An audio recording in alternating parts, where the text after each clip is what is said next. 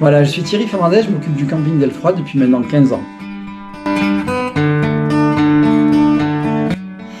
On peut y venir pour prendre des vacances contemplatives. Il y a aussi de nombreux refuges très sympas qu'on peut visiter et qui permettent l'accès à des hauts sommets comme les Écrins, le Pelvoux et bien d'autres.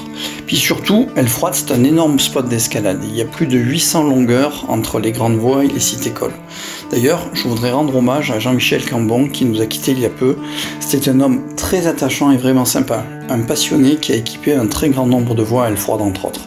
C'est vraiment une grande perte, j'ai été très triste d'apprendre son décès. Je pense que pour nous la saison elle sera un petit peu difficile parce qu'il y aura bien moins de monde, donc ça risque d'être une saison pas très bonne. Il y aura forcément moins d'étrangers, peut-être un peu moins de Français, on ne sait pas trop, enfin on verra bien. Par contre pour nos clients ça va être une saison qui va être vraiment magnifique parce qu'ils vont pouvoir venir en juillet, en août comme s'ils venaient en mai, en septembre avec très peu de monde, une fréquentation assez faible et du coup ils vont profiter énormément du site, ça va être vraiment sympa pour eux.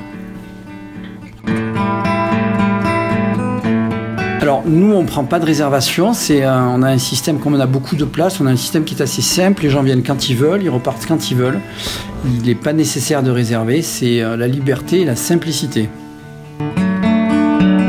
On va organiser déjà au niveau de l'accueil l'entrée par une porte et la sortie par une seconde. On va mettre un plexiglas de protection pour le personnel.